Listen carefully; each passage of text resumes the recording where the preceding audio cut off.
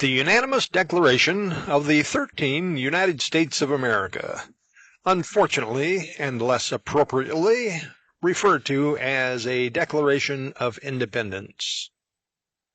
The unanimous declaration is the foundation for simplifying government by design. This page changed with the August 20, 2025 edit. The unanimous declaration of the 13 United States of America is the governed people's most important contract, but we're taught to forget about it. After all, lawyers, politicians, professors, and experts tell us it is just there to remind us that we were once under British rule. So, what do we need with that old dead paper? What follows is a full transcript of the Declaration. In Congress, July 4, 1776. The unanimous Declaration of the United States of America. When in the course of human events it becomes necessary for one people to dissolve the political bands which have connected them with another, and to assume among the powers of the earth the separate and equal station to which the laws of nature and of nature's God entitle them, a decent respect to the opinions of mankind requires that they should declare the causes which impel them to the separation.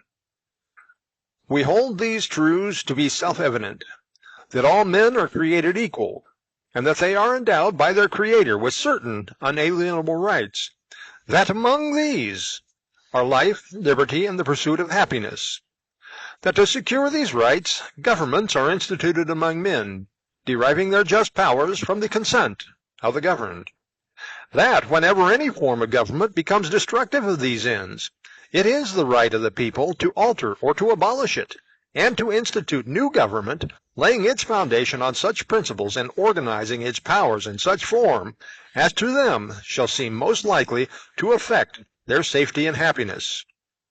Prudence, indeed, will dictate that governments long established should not be changed for light and transient causes, and accordingly all experience has shown that mankind are more disposed to suffer while evils are sufferable than to right themselves by abolishing the forms to which they are accustomed. But when a long train of abuses and usurpations, pursuing invariably the same object, evidences a design to reduce them under absolute despotism, it is their right, it is their duty to throw off such government and to provide new guards for their future security. Such has been the patient sufferance of these colonies, and such is now the necessity which constrains them to alter their former system of government. The history of the present King of Great Britain is a history of repeated injuries and usurpations, all having in direct object the establishment of an absolute tyranny over these states. To prove this, let facts be submitted to a candid world. He has refused his assent to laws the most wholesome and necessary for the public good. He has forbidden his governors to pass laws of immediate and pressing importance unless suspended in their operation till his assent should be attained, and when so suspended he has utterly neglected to attend to them. He has refused to pass other laws for the accommodation of large districts of people, unless those people would relinquish their right of representation in the legislature, a right inestimable to them and formidable to tyrants only. He has called legislative bodies together at places unusual, uncomfortable, and distant from the depository of their public records, for the sole purpose of fatiguing them into compliance with his measures. He has dissolved representative houses repeatedly for opposing with manly firmness his invasion on the rights of the people. He has refused for a long time after such dissolutions to cause others to be elected, whereby the legislative powers, incapable of annihilation, have returned to the people at large for their exercise, the state remaining in the meantime exposed to all the dangers of invasions from without and convulsions within. He has endeavored to prevent the population of these states, for that purpose obstructing the laws of naturalization of foreigners, refusing to pass others to encourage their migrations hither, and raising the conditions of new appropriations of land. He has obstructed the administration of justice by refusing his assent to laws for establishing judiciary powers. He has made judges dependent on his will alone for the tenure of their office and the amount in payment of their salaries. He has erected a multitude of new offices and sent hither swarms of officers to harass our people and eat out their substance. He has kept among us, in times of peace, standing armies without the consent of our legislatures. He has effected to render the military independent of and superior to the civil power.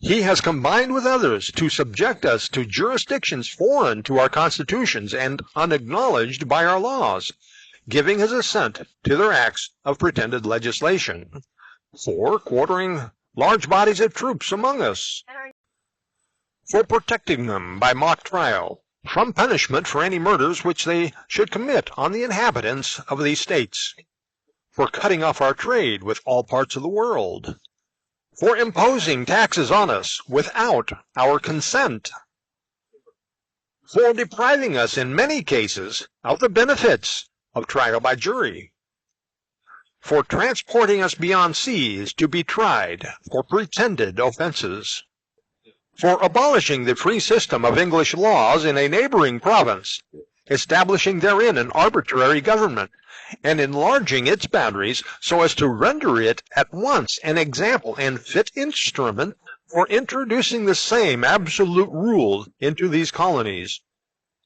for taking away our charters, for abolishing our most valuable laws, altering fundamentally the forms of our government, for suspending our own legislatures and declaring themselves invested with power to legislate for us in all cases whatsoever.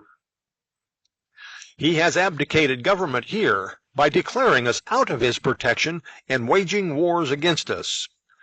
He has plundered our seas, ravaged our coasts, burnt our towns, and destroyed the lives of our people. He is at this time transporting large armies of foreign mercenaries to complete the works of death, desolation, and tyranny already begun with circumstances of cruelty and perfidy, scarcely paralleled in the most barbarous ages, and totally unworthy the head of a civilized nation. He has constrained our fellow citizens taken captive on the high seas to bear arms against their country, to become the executioners of their friends and brethren, or to fall themselves by their hands. He has excited domestic insurrections amongst us, and has endeavored to bring on the inhabitants of our frontiers, the merciless Indian savages, whose known rule of warfare is an undistinguished destruction of all ages, sexes, and conditions. In every stage of these oppressions, we have petitioned for redress in the most humble terms. Our repeated petitions have been answered only by repeated injury. A prince whose character is thus marked by every act which may define a tyrant is unfit to be the ruler of free people. Nor have we been wanting in attention to our British brethren. We have warned them from time to time of attempts by their legislature to extend an unwarrantable jurisdiction over us.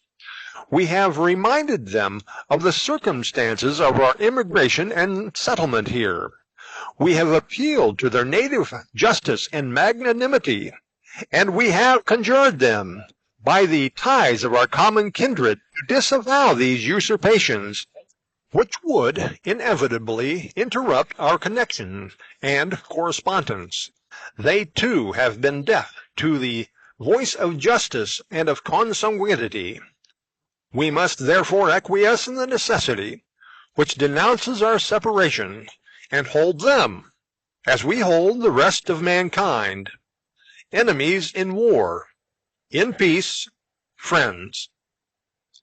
We, therefore, the representatives of the United States of America in General Congress assembled, appealing to the Supreme Judge of the world for the rectitude of our intentions, do, in the name and by the authority of the good people of these colonies, solemnly publish and declare that these united colonies are, and of right ought to be free and independent states, that they are absolved from all allegiance to the British Crown, and that all political connection between them and the state of Great Britain is, and ought to be, totally dissolved, and that as free and independent states they have full power to levy war, conclude peace, contract alliances, establish commerce, and to do all other acts and things which independent states may of right do.